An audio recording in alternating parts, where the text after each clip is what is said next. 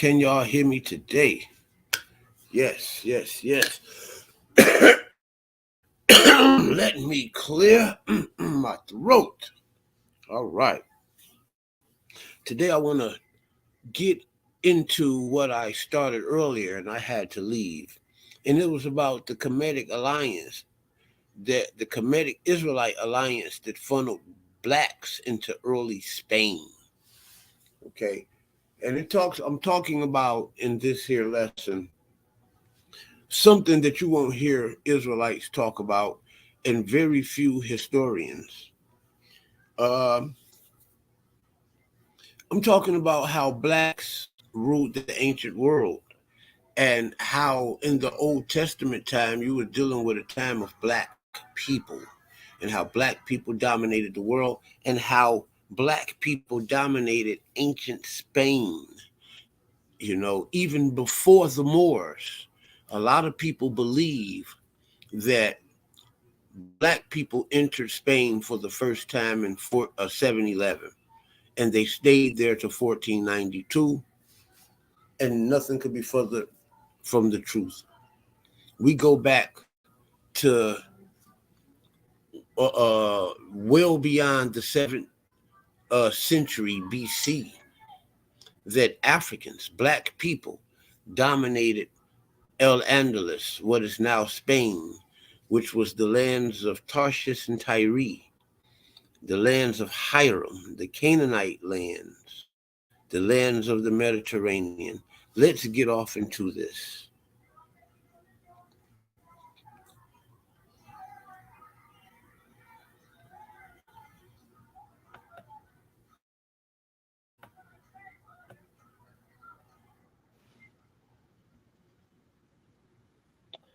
This is the book, The Golden Age of the Moors, edited by Ivan van Sertima.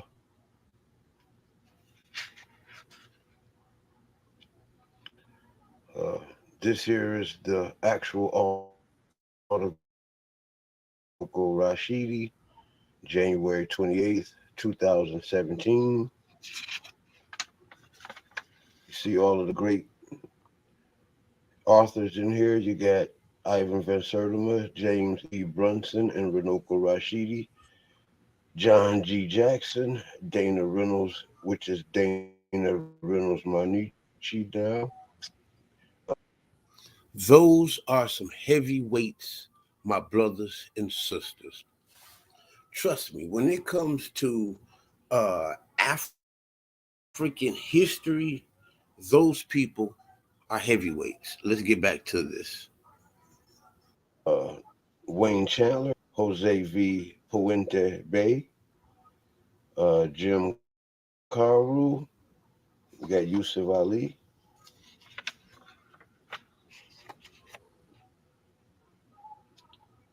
Edward Scooby, Mamadiao Chinyalu, Beatrice Lumpkin, and Saihan Zitler, Ivan van Sertima, and James Revel. The African general Boabdil, which is Abu Abdallah, surrenderer to the Spanish Granada in 1492. This is the man responsible for turning black over Europeans into slavery, starting with the Spanish Inquisition. Page, very first paragraph, say the Moors in Africa.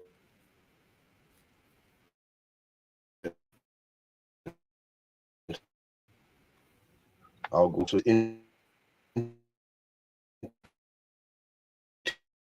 Europe. Real power did not occur until the Muslim invasion of Spain in 711. Didn't I just tell y'all that? Didn't I just tell y'all that? It is generally accepted, meaning that most people in their minds thinks that black people had nothing to do with Spain until 7-11. But 7-11, Tariq was taking back Spain. Taking Spain back. Okay? Y'all got to know history and know what occurred and how the Europeans took Spain. Tariq was taking Spain back in 7-11.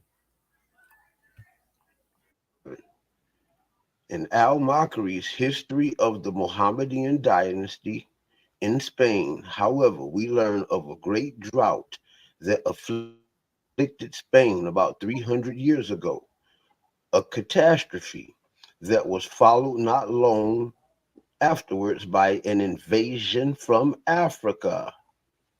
This, of course, had nothing to do with the medieval Moors, with which this book is primarily concerned. Mind you, that was 3,000 years ago. That wasn't 300 years ago. That was a mistake.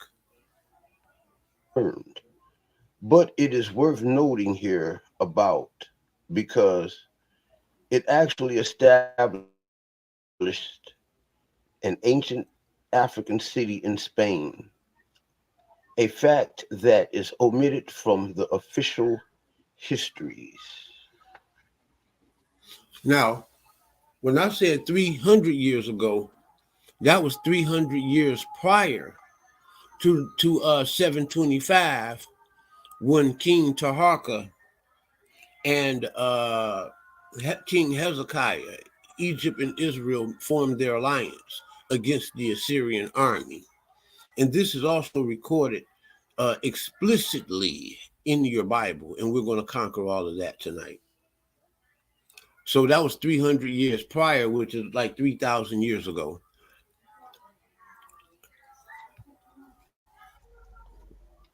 The drought that devastated Spain, however, is described by a number of Spanish historians. Pedro de in Libro de la Grandezas de España, published in Seville in 1549, dates the drought at 1070 BCE. Ibn, You're looking at about just under 400 years prior to the alliance between the Pharaoh of Egypt, the Nubian king, the Ethiopian king Taharka, and the black Israelite king of Israel, Hezekiah. la Khatib al-Makri, in his major historical work translated by Pascual de Mayangos, describes in it some detail. It is al-Makri who also informs us of how Africans banished North Africa by an African king against whom they revolted and took control of the country. The leader, Remember that al-Makri for those Muslims that was writing down African history. of the Africans is recorded as Bacchus. Al-Bakri, I mean, excuse me. I was eating on some combos. Bacchus, excuse me.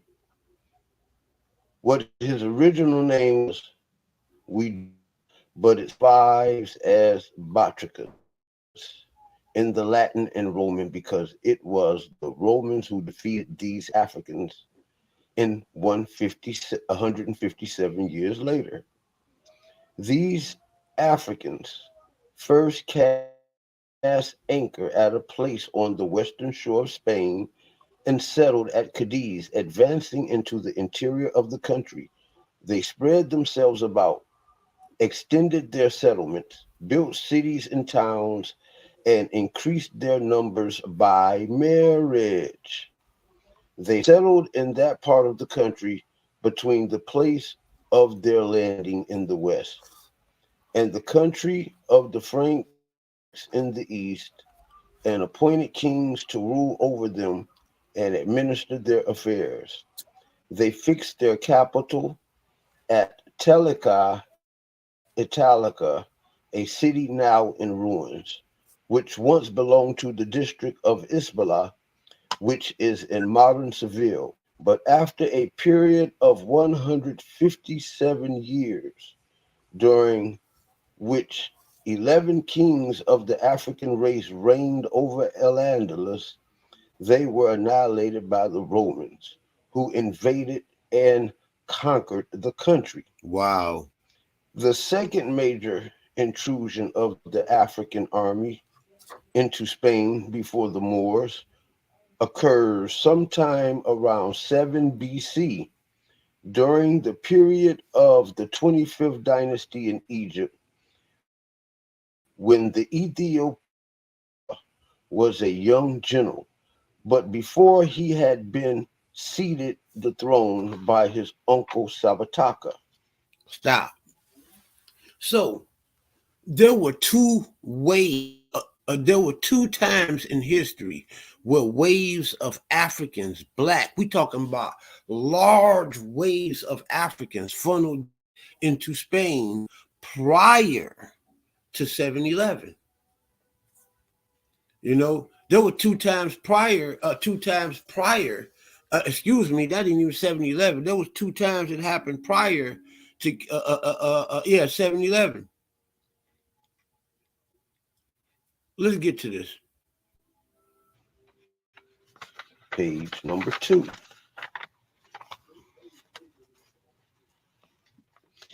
It is this same Taharka referred to in early Spanish chronicles as Taraco that led a garrison into Spain and invaded it during this period. We have a clear and indisputable reference to this in the manuscripts by Florian de Ocampo, Chronica General, published in Medina del Campo in 1553. The name of the invading general is given as Taraco. He is not only identified as head of the Ethiopian army, the reference is more specific. It says that he later to become the king of Egypt. The name, the period, the historical fact of the general, and his later kingship of Egypt, his Ethiopian origin, and the wide-ranging trade exploration of the Ethiopian in this period all attest to the validity of this reference. But most persuasive of all is the fact that the cartouches of the Upper Egyptian kings of this period have been found in Spain. Evidence of such cartouches may be found in the Journal of the Epigraphic Society, Volume 7, number 171, April 1979. The cartouche of Shishonk, a Libyan king, was found in tomb 16, Almonikar, Spain. The Libyans ruled with the support of Nubian armies from the 22nd to the 24th dynasties and were overthrown by Nubians in the 25th dynasty. Wow. The fact that Africans moving into southern Europe from very early times should not come to a great surprise, but to Chris Harris and those of that cut from that cloth, it seems that it does. Now, I had to throw that out there because, and I need to say this, and it's important that I'm glad that I'm playing this video because it shows you the people who call themselves my friends, right? It shows you about these people. these people who call themselves my friends, I recorded this over a year ago, right? And I rehashed this information just recently. I'm getting all types of responses like, wow, that's great information. I never heard that before, elder, this, that, and the third, right? But when I I unleashed this information against two people on the Sinetta show. I released this information against Chris Harris, and I released this information against Garfield Reed. While they keep lying and saying that there's archaeological and historical evidence, what I am telling you and what we have come to find out, that archaeologists have been covering up Black history for the longest. You got, what's that, Nahi Wyas or whatever his name is. Everybody now has come against him. Even modern archaeologists are saying that he's a fraud. You understand what I'm saying? Everybody know that it was a cover up, you know. Guys like Garfield Reed and Chris Harris is a part of that cover up. And Sinetta, who had under the veneer of Black history, of pro-Black, he is supporting these guys all to throw away the idea that Blacks possibly could be the original Jews. But when he throw that away, he has to also throw away real Kemetic history, because real Kemetic history, the Bible, all of the myths, all of the legends, all of the cartouches, all of the archaeological evidence says that the Israelites and the Egyptians, the Nubians especially, were Black. And we do know that Sabataka was king of Nubia. Okay? We do know that. And that was the uncle, the relative of Taharka. We know this. These are facts, people. Our people has been Black Israelites going back. We talking about 3,000 years. We have that going back to at least 1,000 BC that we as Black Israelites have been dealing around as Black people, because before we was Black Israelites, Black people existed thousands and millions of years before Israel ever even existed, and that must be understood. We got to understand that Adam was a Black man. Abraham was a Black man, and these were Black men before Israel ever even existed. Nimrod was a Black man. You see, all of these biblical people were all Black men, and they existed long time ago. Okay, so let us get back to this. Is almost over, and we're going to go to the next. Y'all want to talk about Kemet and how Kemet ruled the world, but when someone want to show y'all facts about Kemet outside of Kemet, you people freeze up and get silly and stupid.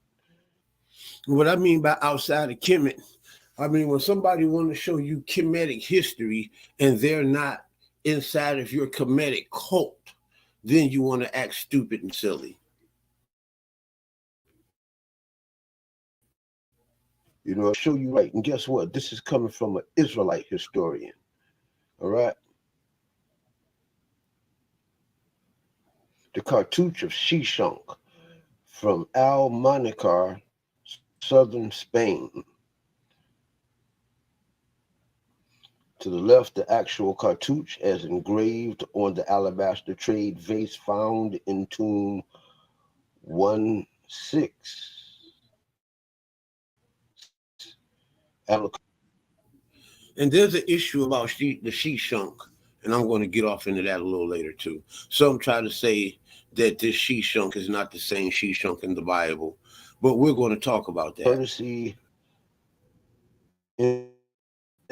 Institute was quiet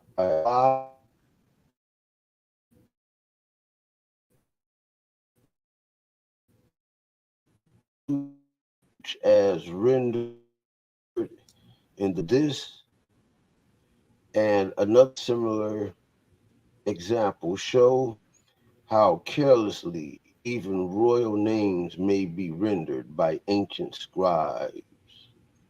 Mm. Evidence It also could have been a differentiality of linguistics as well. But I'll respect that, Elder. of continent in Upper Egypt in the first millennium BCE. Chris Harris said that there were no white people in Spain or in North Africa or in Africa prior to the Alhambra decree. And I'm telling you, for a fact, I mean, he said that there were no black people, in those areas. And he said white too. He was conflating the information, making it hard to argue. this is false information. Okay, so we can get out of there and we can go here. I got some good information for y'all. For those who like to be informed and have good information, we're just going to look up Taharka in the encyclopedia.com. I want to share that. Just some stuff that I was just looking up today. Can y'all see it? Is it up? Can y'all see it? Is it up? Okay, this is encyclopedia.com. I mean, you can just randomly look these people up and see are they historical people. Now, when we go to encyclopedia.com, you got Tirhaka, Tirhaka, and then you have in parentheses HEB for Hebrew. Notice that the first translation of the name closest to African that they give you is the Afro-Asiatic Hebrew Tarhaka. Tarhaka. Tarhaka. That was his name in Hebrew. Tirhaka. All right. He was the king of Cush, who, according to the Bible, in the 11th First Kings, excuse me, let's say 11 Kings, that's a mistake. In First Kings 19 and 9, took part in Hezekiah's revolt against Sennacherib. Yes, he did. Taharka took part in Hezekiah's revolt against Sennacherib because understanding that Sennacherib was coming from Assyria, which is to the east, and he had to pass Israel to even get to Egypt. So quite naturally, he's going to conflict with the Israelites before he even get to Egypt. So the Egyptians' best interest is to ally with the Israelites and form a bigger army and a bigger a body of people to protect themselves against the Assyrians. These references to Taharka 690 to 89 to 644 BCE. So we're just going to say from 690 to 644 BC, this is taking place. Okay. It says the fourth. Now, we remind you that the Assyrians first came in 722. All right. Which is about 30 years prior to this. So the Assyrians has been exercising dominance in this region for quite some time. Right. So it says the fourth pharaoh of the 25th Ethiopian dynasty appeared to be an anachronism. They're saying that when you read this, it appears to be that the way that this story is written, it couldn't have been written that way. It had to have been written at a much later time because no way they're saying that the story is basically inaccurate by history. All right. It says, according to a careful interpretation of the grammatical biblical passages and Assyrian inscriptions, Hezekiah's uprising started in 703 BCE. I said 722, 723. I was off. So that would have been like just a 10-year or 12-year, a campaign. Hezekiah's uprising started in 703 BCE, where Sennacherib undertook a successful punitive expedition against Judah's Palestine. This is in 2 Kings 18 and 13. Excuse me, when we go up at first, where it says 11 Kings 19 and 9, that should be 2 Kings, not 1 Kings, 2 Kings 19 and 9. That's a mistake on the part of this writer here, and I'm correcting his mistakes. But outside of that, everything else is on point.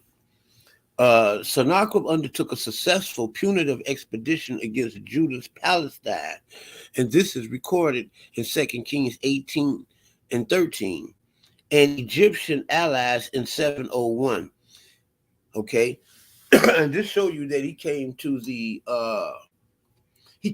Israelites first, and he was he had a campaign, in Israel at least 2 years prior to Egypt. So Egypt already had the heads up and knew that they were on their way towards Egypt. So he hit the Egyptians in 701, and then besieged all the fortified cities of Judah, ultimately forcing Hezekiah to pay a heavy indemnity. I like that word. Ultimately forcing Hezekiah to pay a heavy indemnity. The appearance of Tirhakah at the head of another Egyptian contingent only served to cause Jerusalem to be immediately besieged a second time. Although the siege was interrupted because of a plague in the Assyrian camp, Sennacherib nevertheless again made Hezekiah and Judah his vassals. In the light of the dates, the Pharaoh who thus unsuccessfully assisted Hezekiah can only have been Taharka's brother, the predecessor Sabataka. I said his uncle, that was his brother. So some people say uncle and brother. So the accounts is wishy-washy. But nonetheless, it was a close relative, a very close relative. So in the light of the above mentioned dates, the Pharaoh who thus unsuccessfully assisted Hezekiah can only have been Taharka's brother and predecessor Sabataku, the Sithos of Herodotus' account of Sennacherib's expedition. So the guy named Sithos in Herodotus' account of the Sennacherib expedition is actually Sabataku. Okay, and this is in Sennacherib's expedition of Herodotus in the second chapter in the 141 verse.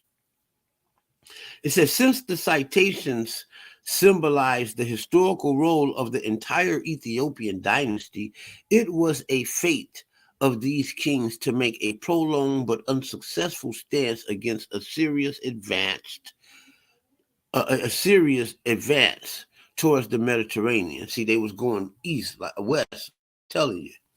And it was Taharka who suffered the final defeat 30 years later. Egypt was invaded by Ashur-Hadan in 671 and by Ashur-Banipal in 667. Taharka, who had to withdraw into exile in Nubia and Thebes, was destroyed in 664. It was this exile that Taharka went into that him and Taharka allied and funneled themselves up out of there. Egypt was invaded by Ashur-hadar in 671 and by Ashur-bani-pal in 667. Taharqa had to withdraw into exile in Nubia, and Thebes was destroyed in 664. Typically, Egyptian historical consciousness refused to recognize the Assyrian invasion. And that's crazy because the Assyrian invasion is written in ancient steles and tablets, and is on the walls, just in the fashion as the hieroglyphics is in Egypt, meaning that it is tangible archaeological evidence. Taharqa was still considered king of Lower Egypt in 666, and later was listed like Sesostris among Strabo's heroes of antiquity. That's in first chapter, third verse, 21st chapter, second chapter, first verse, and 6. While recognizing the weakness of Egypt, vice versa, Assyria, the warning that was rendered in Isaiah, the 30th chapter, verses 1 through 5, and 31, verses 1. The Bible also reflects Egypt's gallantry when it telescopes Taharqa, mythical defender of Egypt and Sabbataka, King Hezekiah's ally. So it was Sabbataka, according to this research, whom Hezekiah allied with. We're going to look off into that. Let's go and share my screen and get off into some more information here. We can stop that, and we can now share something else. Just looking over some old stuff that I was just looking at today. You know, that people know this stuff. You know, and it's really sad for Israelites to not know this information, right? So we dealt with this is a good one. Oh, you're gonna like this. Yeah, can y'all see this? And it's a good credible source. Right? This is from the Journal of Ancient Egyptian Interconnections. It's a very good source. Archive access provided by the University of Arizona Libraries. So this here, you'd have to get this from the University of Arizona, the libraries on that college campus, collegiate material. And why would they be feeding college students information like this if it wasn't credible information? The articles Taharqa, King of Kush, and Sennacherib. Let me clear my throat. I like that. I like the artwork, the Egyptian artwork up there. Abstract. According to the Assyrian sources, Sennacherib, king of Assyria, in 704 to 681 BC, went on a campaign to the west to quell a rebellion in 7 BCE. And we talked about that just earlier, during this campaign, he concluded a pitched battle against the forces of Egypt and Cush and won the war. Again, during this campaign, he conducted a pitched battle against the forces of Egypt and Cush and won the war. However, according to biblical narratives, the Assyrians suffered an enormous defeat by the angel of God. Furthermore, the Cushite ruler who came to the aid of the Judeans was Taharqa. Taharqa was that angel that the Bible talk about. And this is why when I tell y'all about the scriptures, when the scriptures talk about the Malachim and how the pharaohs were sending Malachim back and forth to Israel, and how the king of Israel was sending Malachim back and forth to Egypt. They were pharaohs. They weren't pharaohs, excuse me. They were ambassadors. They were envoys. These were human men. Okay, and that great angel that the Bible spoke of was none other than Taharka itself. Okay, furthermore, the Cushite ruler who came to the aid of the Judean forces was Taharka, king of Cush, who ascended the throne of Egypt and Cush only 11 years later in 690 BCE. When how then can we explain the mentioning of Taharka in the biblical account? How then can we explain the mentioning of Taharka in the biblical account? Is the information that he was present in the event of 701 BCE an anachronism, or is it historically reliable? Can his role in the event be determined? Who won the war, Sennacherib, king of Assyria, or Taharka, king of Cush, and his allies Taharka, king of Judah? Did Sennacherib conduct two campaigns against the Levant? And some have suggested, the purpose of this article is to address these questions.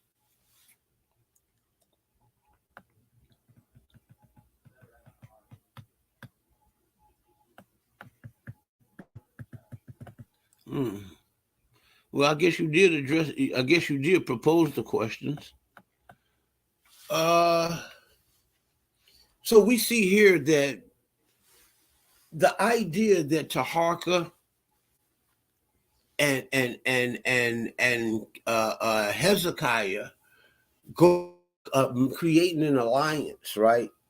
This stuff has been recorded. Everybody knows about this, but there's those who would try to brush this off as though this was a non-historical, just an urban legendary event. We're going to stop this screen and we're going to go to some more information I was just looking on today, and that I thought would be good to share with the brothers and sisters today. I want to look up this article right here. Let's look up the Bible scripture.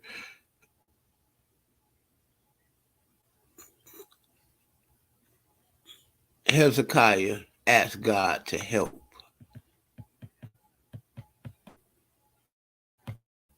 Wow, this is a long scripture, y'all. This is very, very long. But as you can see here, it talk about Sennacherib like in verse 26. And it tells y'all what happened. This is a very, very long reading. But that's what we're here for. We can't be lazy in research, right? So there's 38 verses, and we're going to go run right through it real fast. I'm going to not do any elaboration on it because the elaboration has already been done. So we're just going to read it and see what it says. And what the Bible says about the relationship between King Taharka and Hezekiah. Okay, Isaiah 37. When King Hezekiah listened to the message, he tore his clothes and showed he was upset. Then he put on sackcloth and went into the temple.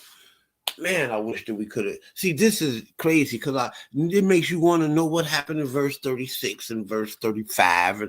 But we're just going to be disciplined and do what we got. Okay, when King Hezekiah listened to the message, he tore his clothes and showed that he was upset.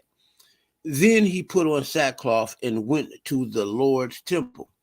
Hezekiah sent Eliakim, the palace manager, Shebna, the royal secretary, and the elders of the priests to the prophet, Isaiah, son of Amos. They wore the special clothes that showed that they were sad and upset. they said to Isaiah, King Hezekiah has commanded that today will be a special day of sorrow and sadness. It will be a very sad day, as sad as when a baby should be born. But there is not enough strength for the birth. The commander's master, the king of Assyria, has sent him to say bad things about the living God. Maybe the Lord, your God, will hear it and prove the enemy is wrong.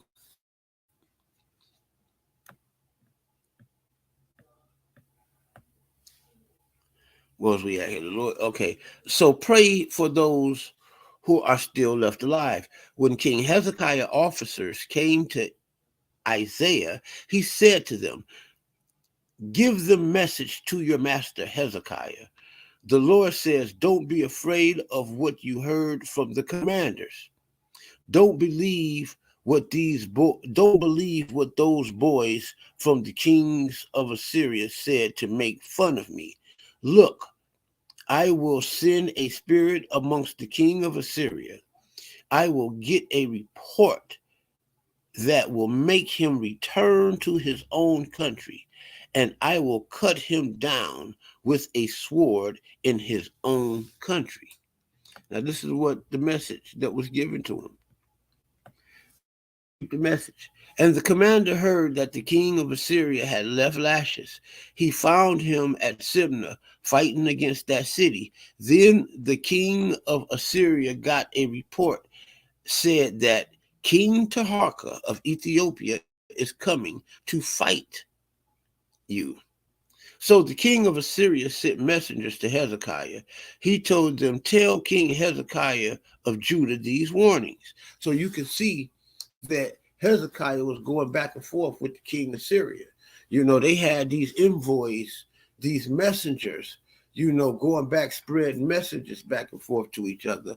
And you can see right here where it says that the king of Assyria sent messengers. In Hebrew, that one says the king of Assyria sent malachim. That's messengers. This is the same word that they translate as angel. You see, these were human beings. Okay, so the king of Assyria sent malachim messengers to Hezekiah again, and he told them, tell King Hezekiah of Judah these things. Don't be fooled by the God you trust when he said Jerusalem will not be defeated by the king of Assyria. You have heard what the king of Assyria did to all the other countries. We destroyed them completely. Will you be saved? No. Did the God of those people save them? No. My ancestors destroyed them all. They destroyed the cities of Gozan, Haram, Rezeph, and the people of living in Tel Ashar. The people of Eden living in Tel Ashar. So they tell you how the people of Eden moved and traveled and end up in Tel Ashar, and the Syrians end up destroying them. Where is the king of Hamath? Where is the king of Arpad? Where is the king of the city of Sepharvaim and the kings of Hena and Eva? Hezekiah received the letters from the malachim, the messengers, and read them. And he went up to the Lord's temple and laid the letters out in front of the Lord. He prayed to the Lord, Lord all-powerful, God of Israel, you sit as king above the cherub angels. You sit as king above the cherub malachims, the cherub messengers. You sit as king above the Assyrian messengers, because the cherub and all the rest stuff originally came from Assyria. So you alone are the God who ruled all the kingdoms on earth. You made heaven and earth. Lord, please pay attention and hear this. Open your ears, Lord, and see what is happening. Listen to all the insults against the living God in the message Sennacherib has sent. Is it true, Lord, the king of Assyria did destroy all those nations?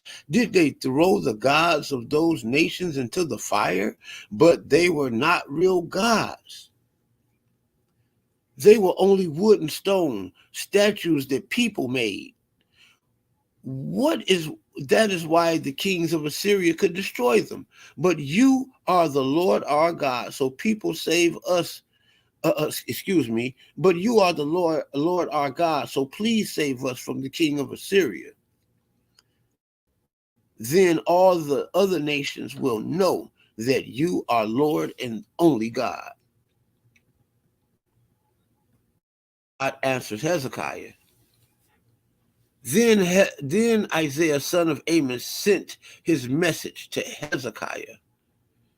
The Lord, the God of Israel, said, you pray to me about the message that came from King Sennacherib of Assyria, and I heard you. So this is the Lord's message against Sennacherib.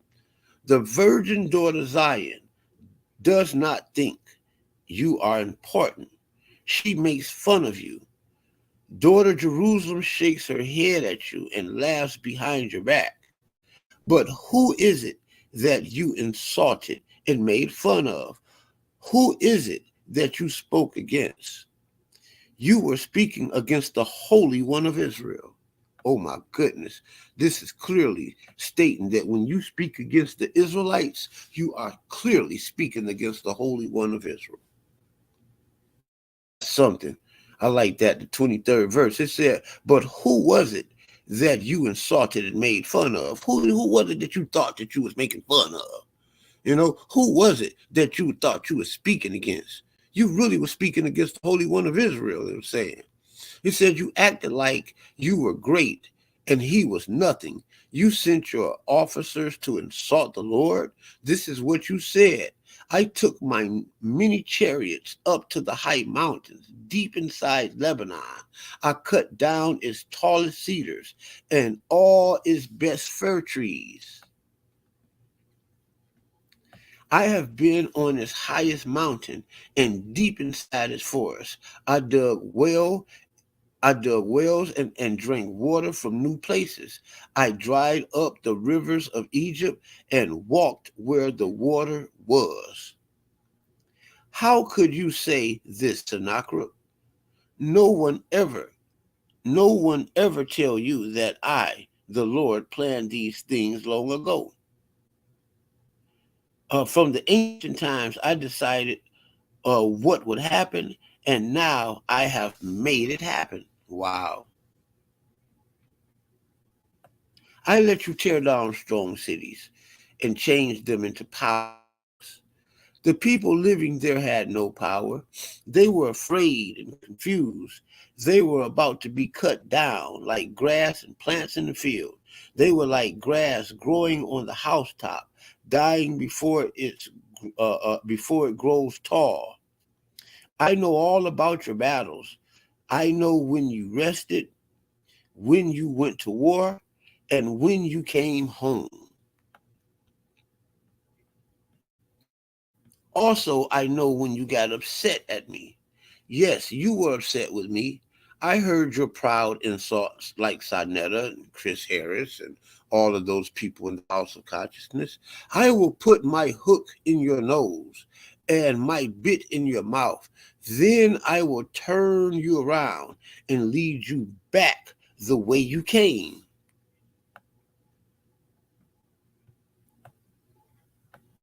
The Lord's Hezekiah. Then the Lord said, I will give you a sign and show you that these words are true. I will not be able to plant seeds this year. Excuse me. You will not be able to plant seeds this year. So these are the signs that he gave Hezekiah. He told him that he would not be able to plant seeds this year. So next year, you will eat grain that will grow wild from the previous year's crops. But in the third year, you will eat grain from seeds that you planted. You will harvest your crops, and you plenty to eat. You will plant vineyards and eat grapes from them. The people from the family of Judah who have escaped and are left alive will be like plants and sent their root deep into the ground and produce fruit above the ground. That is because a few people come out of Jerusalem alive. There will be survivors coming from Mount Zion. The strong love of the Lord, all powerful, will do this. So the Lord says this about the king of Assyria.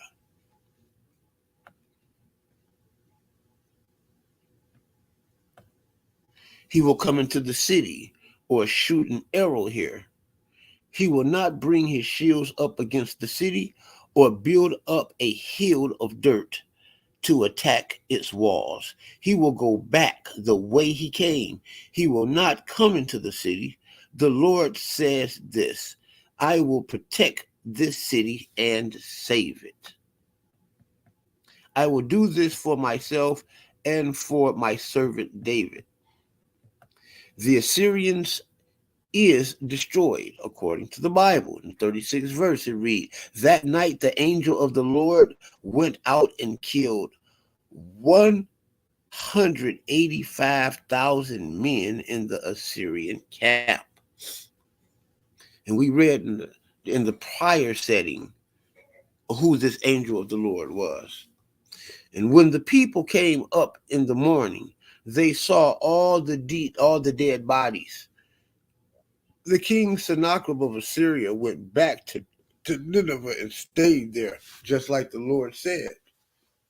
One day Sennacherib was in the temple of his god Nishras, worshiping him. His sons Adremelech and Asharazar killed him with a sword and ran away, just like the scripture said it was going to happen. So Sennacherib's son Ashar-hadar became the next new king of Assyria. And these, you got some footnotes here. You got with Isaiah 37:9, Isaiah 37:22, where it says Isaiah 37:9, where it says Taharka. This is probably Taharka, the Pharaoh of Egypt, from 690 to 644. Then you got Isaiah 37:21. I have heard you from. This is from the ancient Greek version in 2 Kings 19:20. Isaiah 37:22, the virgin daughter city of Jerusalem, which is in danger of attack by the Assyrians. See Zion in the word list. You got Isaiah 37, 32. Love strong, the Hebrew word can mean feelings such as zeal, zealous, and love. Okay. And got out of there. Let's go back here. Stop screen, share my screen again, because we do have more. So we went here, here, here. What we got here in view content? Oh, that's a good one. I want to say that one for last, so we'll go back to that one last. No, we're gonna go right there now. This is good. We ain't gonna say no best for no last. We're gonna go here right now. Do y'all see it? Did it pop up? Yes, it did. I'm gonna make the screen big, large the screen so y'all can read it with me. I'm gonna have it full screen here.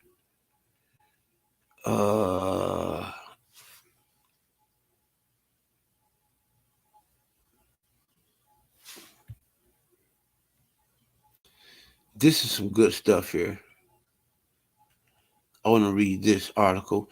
This is the new Taharka text and Sennacherib's second Palestinian campaign. This is by William H. the Biblical Research Institute in Silver Springs, Maryland, 20904. Let's read this introduction. Let's see how many slides we got to read here. This may be a long work, but we can get through it. This don't appear to be that bad. I'm going to speed read through it so we can get this information. We're about the information. It says the introduction. The question of whether the Assyrian king Sennacherib conducted one campaign or two against Philistia and Judah has been a long-standing issue in biblical studies. The issue arises from the fact that only one such campaign is known in Assyrian sources. So that's where the issue comes in at. The Bible says that there were two campaigns, but the Syrian sources says there's one campaign. As we read further, we're going to get to why the Assyrian sources says there was only one campaign. The Assyrian sources could have had two campaigns, but the Syrian sources that we have today is incomplete. So really, there shouldn't even be an argument, right? But the issue arises from the fact that only one such campaign is known in Assyrian sources. The relevant biblical text in 2 Kings 18 through 19 and Isaiah, well, they didn't give a chapter, in Isaiah 36 through 39. Oh, I guess those are the chapters. 2 18th chapter through the 19th chapter, and Isaiah 36 chapters through the 39th chapters. Let's say the relevant biblical text can, on the other hand, be interpreted in such a way as to suggest that there were two campaigns. In this case, the first campaign is represented by 1 Kings 18 13 through 16, and the second campaign would be described in 2 Kings 18 17 through 19 and 36. Another approach to the problems presented by the difference between the two accounts is to consider them as coming from different literary sources. While biblical scholars have been divided upon the matter of whether there were two campaigns or not, Assyriologists and Egyptologists have generally favored only one campaign because only one is mentioned in the Assyrian annals. There is difficulty in using such an argument.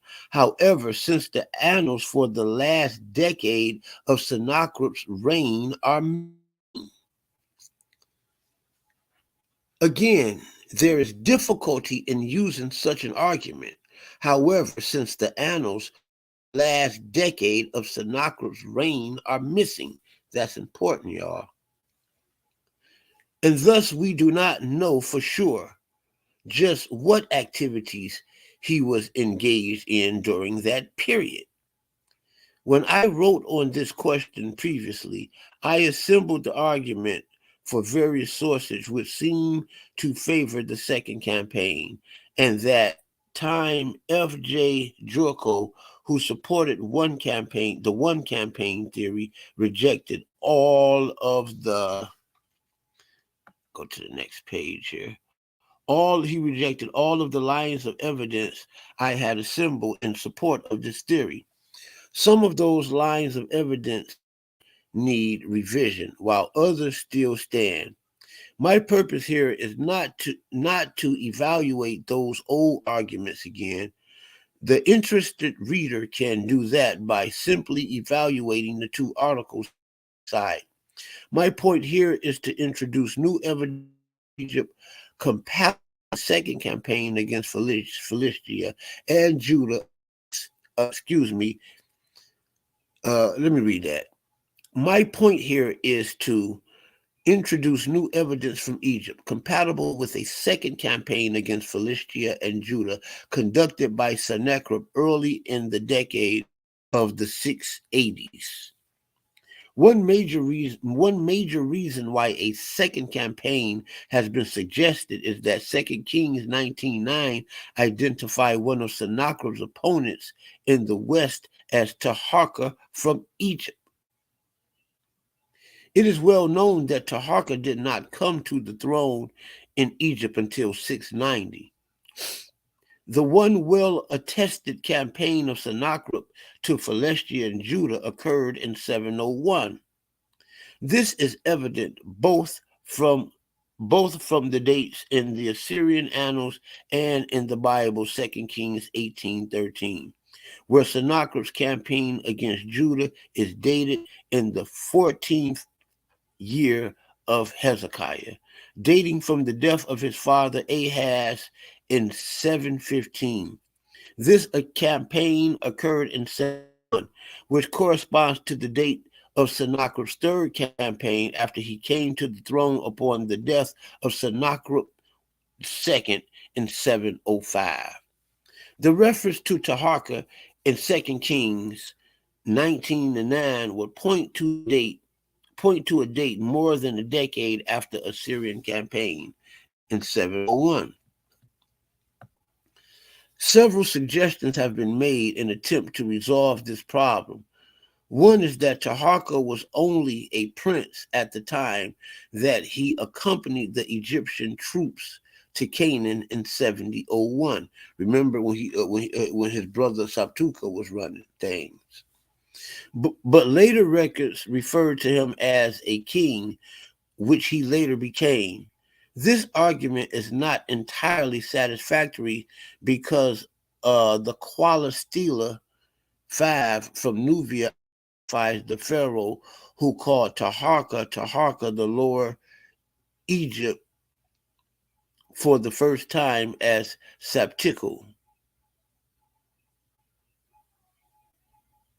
So we having this, the Kuala Stela 5 from Nubia identifies the pharaoh who calls himself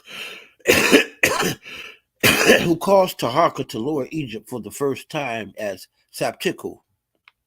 Recent studies of Egyptian chronology, however, has introduced that the pharaoh 701 was Sabtaku. Wow. Recent studies of Egyptian chronology, however, have indicated that the pharaoh on the throne of 701 was Sabaku or Sabtaku. This it would have been impossible for Taharka to take his journey north as early as that, his official position at the time. An attempt to solve this problem was proposed by Yorko. He suggested there was a corringency between Sabtako and Sabtuku, and these are pretty short pages. And it was Sabtaku who, as junior Corringent, called Taharka to Lower Egypt in time to accompany the expedition to Philistia in 701. This theory found, however, upon the fact that there is no inscriptional or archaeological evidence for such corringency. I like the way he worded that. He said this theory's founders, however, upon the fact that there is no inscriptional or archaeological evidence for its corringency.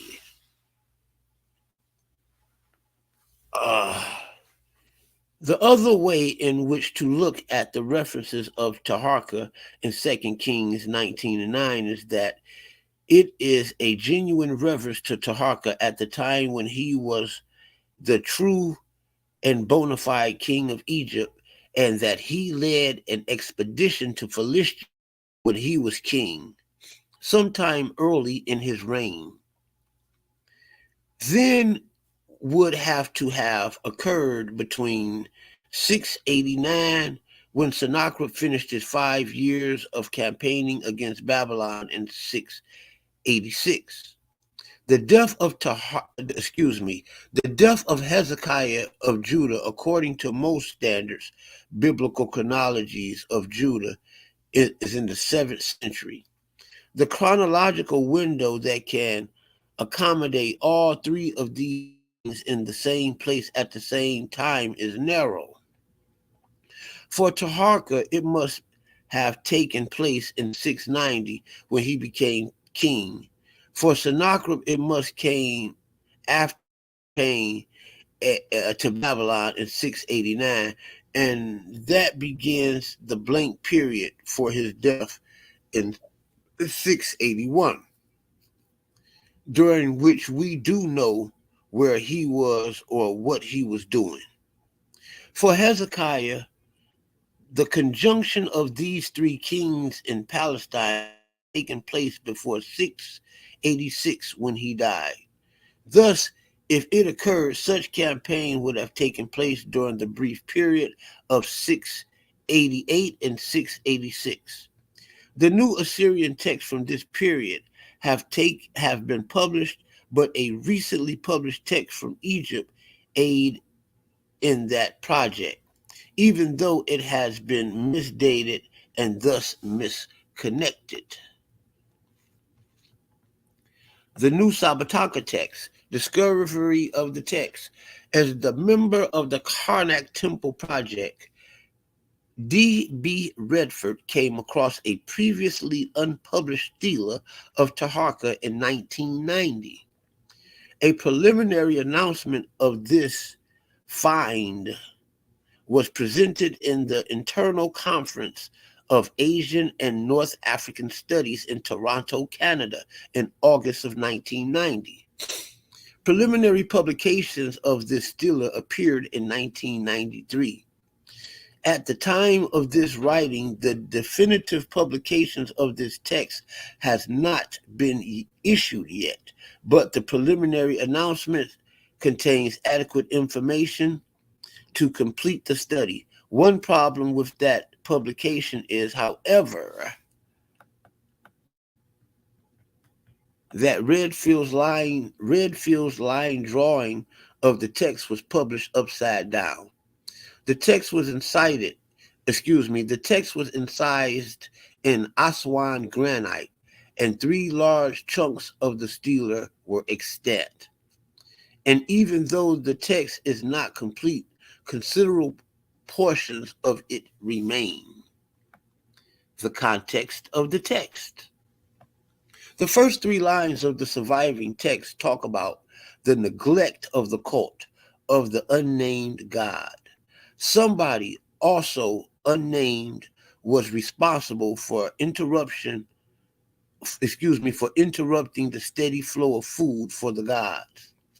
The customary ritual were also interrupted due to this neglect. In line 6, the military opposition by an enemy appears in the surviving text. Here, Taharqa refers to the preparation to meet the enemy. I came to this city in order to provide horses, chariots, and ... More than anything, in this meaning, in the meantime, the enemy had done something threatening. He did all this in marching against me. Having made his preparation, Taharqa set forth, hastening to the place where they were. Line 10 and 11 tells of the engagement between the two forces. They were destined for a severe and grievous blow. The work of my hands had no compassion on the least of them, nor on the most influential of them. Soon they were fleeing before me with fear pulsating through their limbs. I forced, his confederates to the ground at once. Hold on for a second.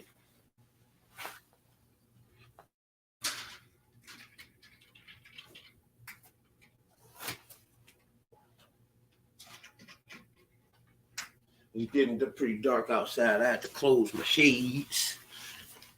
Back to this researcher. All right. And as a result of his claimed victory over Taharqa, some took of the prisoners or captives and settled them in villages in Egypt, including some of those around temples of Amun and Karnak.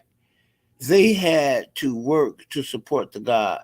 This type of activity is described in line 13.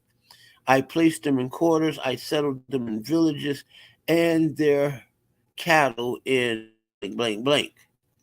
They came with their benevolence in their hands, and I have brought the I have brought the mellifluous of the levy, and I put them in the treasury of the house of Amun and made them responsible for the divine income of honey. Uh, where was we at here? We done went down a little too far. Had to get me a new computer, y'all. I do not like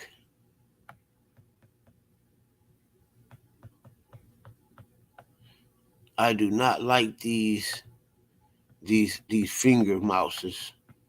I like the old school mouse with the right click, left click. Okay, as a result of claim victory, we read past that.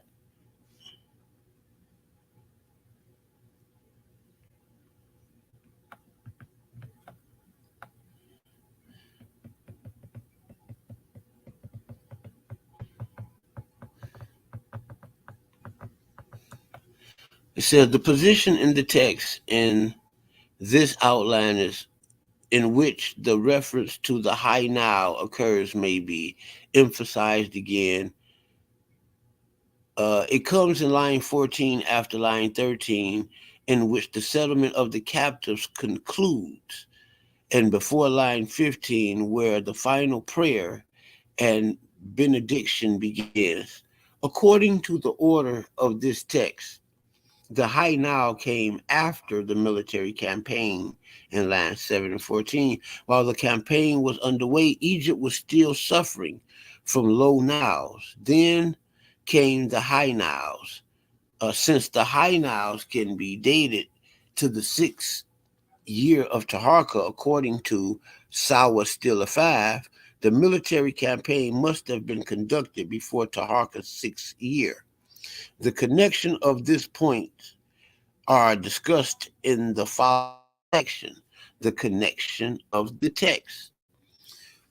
The connection of the text. When Redford published the preliminary announcement of this text, he connected it with the campaign Taharka conducted against the Libyans in the 8th year. This does not agree with the order of the text.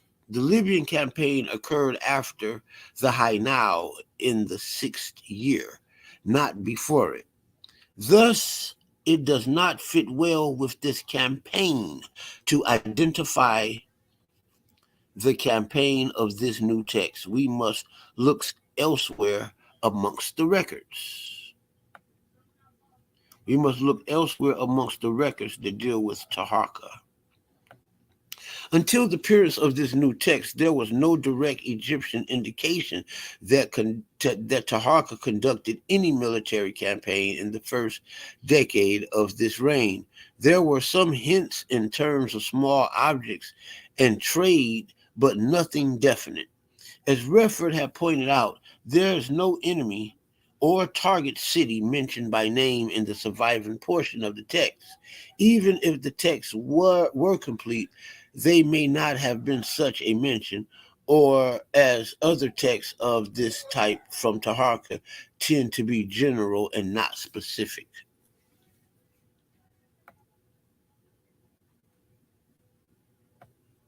Lacking specific mention of the enemy, where this battle was fought, or where these captives came from, one must fall back upon the circumstantial evidence of chronology to see where these connections might be the strongest. The mention above, there is a very narrow window of opportunity to locate the kings of Assyria, Egypt, and Judah in a war at the same time. It's a low window of opportunity, but not impossible. Taharka's ascension Taharka's ascension year was 690 and 685 was the year of the High Nile. So the campaign attested by the text would have been conducted after year 690 and before 685. Sennacherib could not have been involved in the west before 688, for he was busy with Babylon in the east till 689. Since Hezekiah died in 686, any contact by him with Taharka would have taken place before that time. These conclusions may be outlined as follows.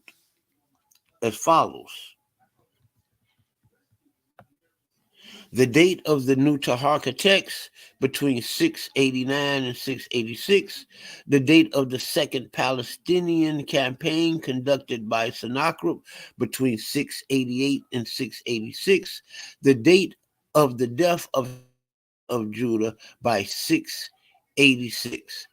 And since the Egyptian text does not mention the target city or country or army with which the Egyptian troops fought, sources external to Egypt need to be brought into this analysis.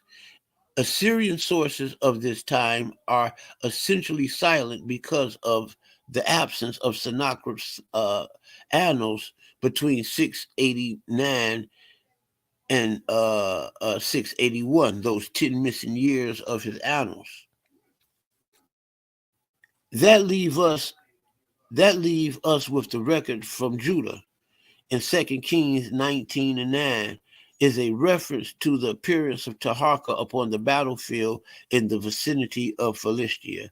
Given the chronicle constraints mentioned above, it is unlikely that Taharka could have conducted 2 full campaigns in this internal, but the one with the unnamed target in his own text is best associated with the one mentioned in 2 Kings 19 and 9, when he marched into Philistia to give meat the Assyrian troops and thus brought relief to Hezekiah of Judah. For whatever reasons, this general effort seems to have been an Egyptian source, for the biblical record indicates that Sennacherib returned to his own land.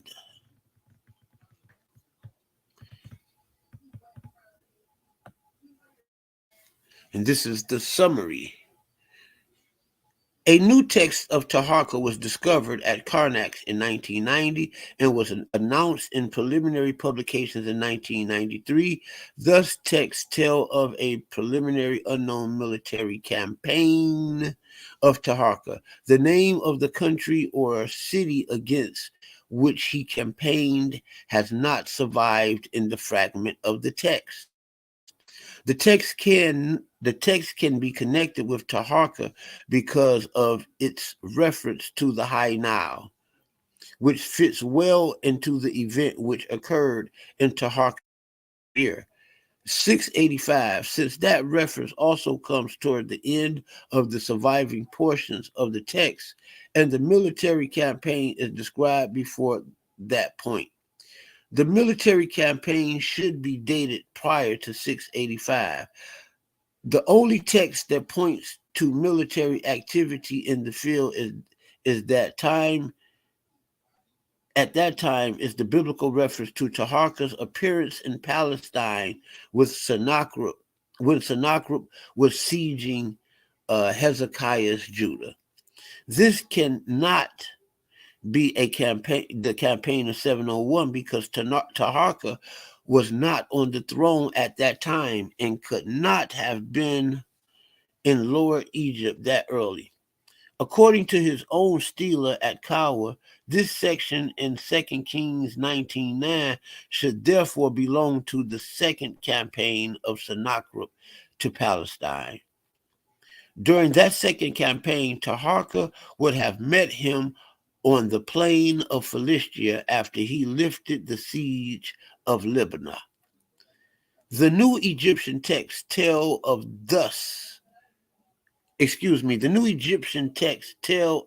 just such a campaign, which fits directly into the chronological niche. Now that was an amazing good research. I liked that.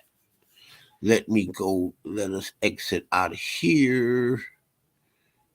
Let us go back to and share my screen. We got one more, I believe. Let's see how many more we got here. We did that one, that one, that one, that one, that one.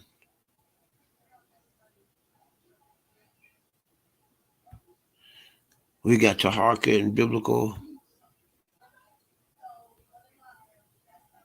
chronology here. Okay, we got biblical archaeology. Can y'all see that there?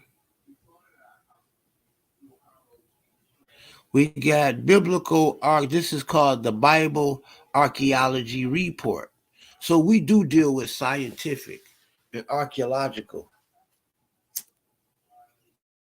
evidence over here. So we do deal with archaeological evidence and biblical evidence over here. You got Taharka, an archaeological biography.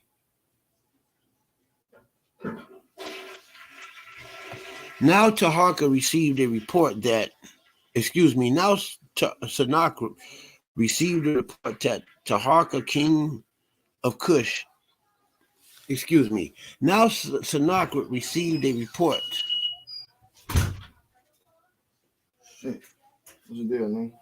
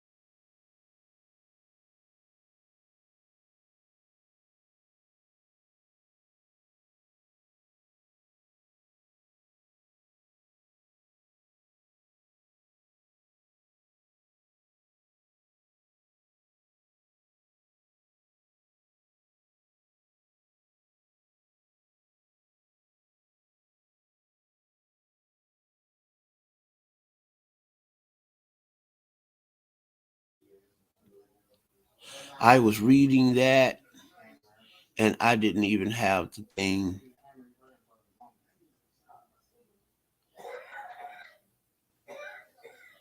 I have to go all the way back because I have my mic muted. So it says, now Sennacherib received a report that Taharka, the Cushite king of Egypt, out to fight against him. Kings 19:9. Pharaohs are mentioned by the name in the biblical scriptures. That Shishunk in 2 Kings, that's 14 and 20. So 2 Kings 17 and 4. Then you got Taharka, 2 Kings 19 and 9. Then you got King Necho, 2 Kings 23 and 29. Then you got Hophra and Aphres in Jeremiah 44 and 30. In this bioarchaeograph, we'll use archaeology to explore the life of Taharka, the Cushite king of Egypt.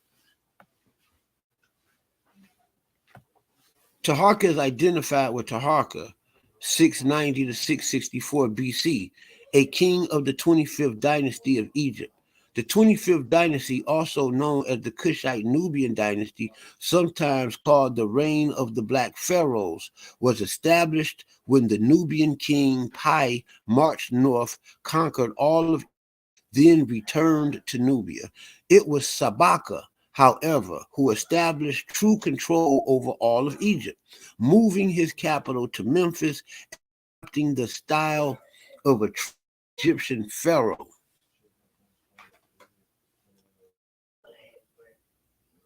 These Nubian kings from the kingdom of Cush, modern day Sudan, unified both Upper and Lower Egypt after the period of disunity and reigned for almost a century.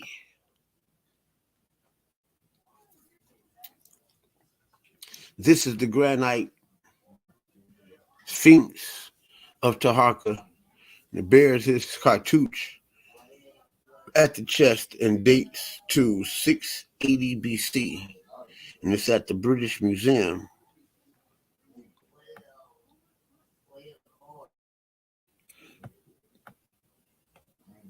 Prince Taharka. When Hezekiah rebelled against Assyria, the king of Egypt backed the king of Judah's revolt. The Assyrian king came west to quell the rebellion, taking but failing to conquer Jerusalem. Prince Taharka was dispatched with Egypt's army to come to Hezekiah's aid. Sennacherib had already received the word of Judah's alliance and with Egypt and sent a message to Hezekiah, behold, you are trusting now in Egypt, that broken reed of a staff, which will pierce the hand of any man who leans on it. Such is Pharaoh, king of Egypt, to all who trust in him. That's 2 Kings 18:21. So the king of Judah was leaning towards the king of Egypt, and the king of Egypt had a reputation of being known as a turncoat. And after conquering Lachish, Sennacherib and his army turned to Libnah, where he received word that Taharka had arrived due to battle, Isaiah 37, 9 through 8. The Assyrians attacked the Egyptians, who eventually came to withdraw to Egypt, allowing Sennacherib to continue his campaign against Egypt. Sennacherib's annals boast that Egypt assembled a countless force, but that he fought with them and inflicted a defeat upon them. These events took place in 701 BC, which has caused some critics to suggest that biblical writers were in error to refer to Taharka as the king of Egypt, as he didn't ascend to the throne until 690 BC, almost a decade later. Kenneth Kitchen responds, in his biblical occurrence, Taharka is accorded the title king simply because that title had been his and was universally used for 10 years already in 681, when the texts of 2 Kings and Isaiah took their present shape. It is the same as saying today that Queen Elizabeth was born in 1920, but she was but only a Princess Elizabeth, which title would not immediately identify to most people today. Pharaoh Taharka. This is the Pharaoh Taharka. On the left, he presents an offering to Amun Ra, which is the one that's seated. This relief is on the shrine of Taharka from the temple of Kawa in modern-day Sudan.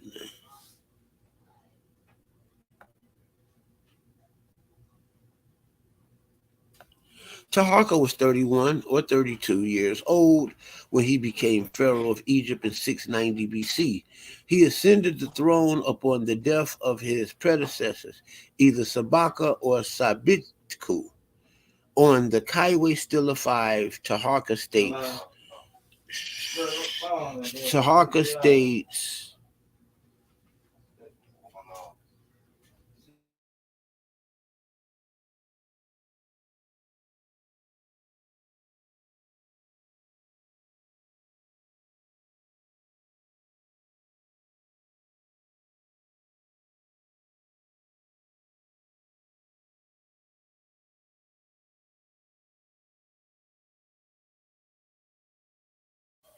Excuse me there. I had an interruption I had to take care of.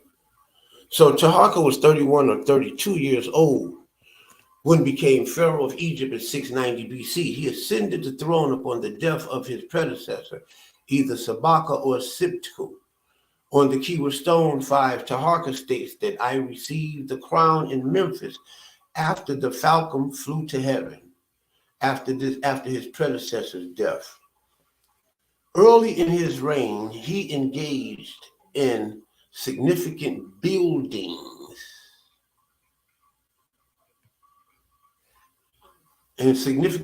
projects and temple complexes of Karnak Kawa, Medinet Habu, and Sanaa. When Sennacherib was assassinated in 681 BC, Taharka took advantage of the confusion in Assyria to launch a series of small campaigns into Palestine.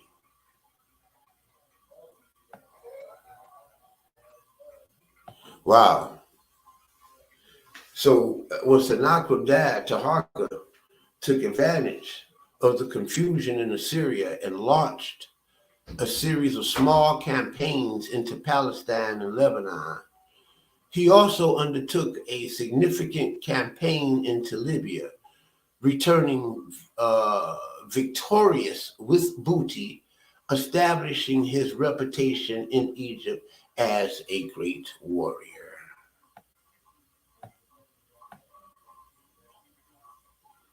In the 17th year of his reign, the Syrian king Ashur-Hadan invaded Egypt, only to be defeated by Taharka's army. 3 years later, Ashur-Hadan returned and successfully conquered Egypt. On the Zanjerli stele, Ashur-Hadan declares, as for Taharka, king of Egypt and Cush, from Ishhupri to Memphis, his royal city, I struck him 5 times with arrow after arrow, and blow for which there is no healing. I laid siege to Memphis, his royal city, and captured it in a day, out of the root from Egypt. Wow. I took the root of Cush from Egypt. Wow. He said he tore out the root of Cush from Egypt. That's the stele. He said the stele pictures Ashur-Hadan standing victoriously over 2 figures, as you can see that. Likely the king of Tyre and Taharka's son, Prince Ashenkharu, kneeling with a rope tied around his neck. Wow. These are the historical and archaeological evidences. Upon his death, his son Ashurbanipal immediately set out to establish his own control of Egypt, pushing all the way to Thebes and forcing Taharka to retreat into exile in Nubia, where he died.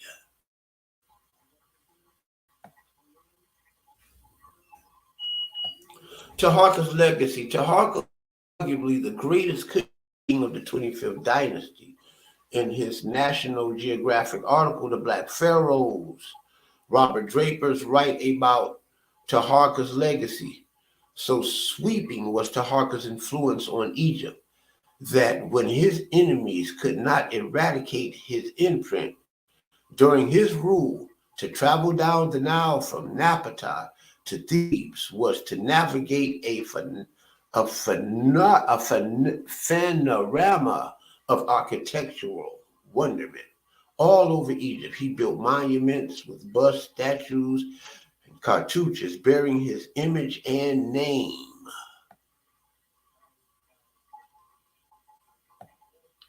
Many of which now sits in museums around the world. He is depicted as a supplicant to God, or in the protective presence of the ram deity Aman, or as a sphinx himself, or in a warrior's posture. Most statues were defaced by his rivals. His nose is often broken off to foreclose him returning from the dead. Shattered as well is the aureus on his forehead, which repudiate his claim as Lord of the two lands. But in each remaining image, the serene self certainty in his eyes remain for all to see.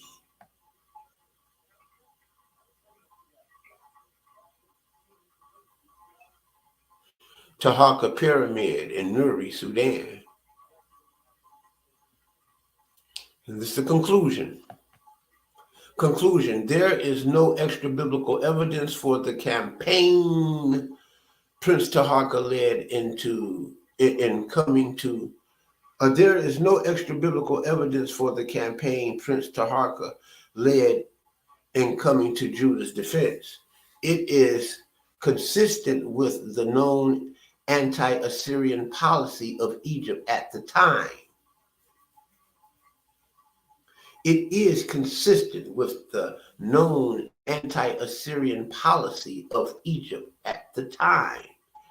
There is no extra biblical evidence for the campaign of Prince Taharqa led in coming to Egypt, Israel's defense. It is consistent with the known anti-Assyrian policy of Egypt at that time. It is interesting to note that the Bible identified Taharqa as a Cushite king, despite a brief in the biblical text.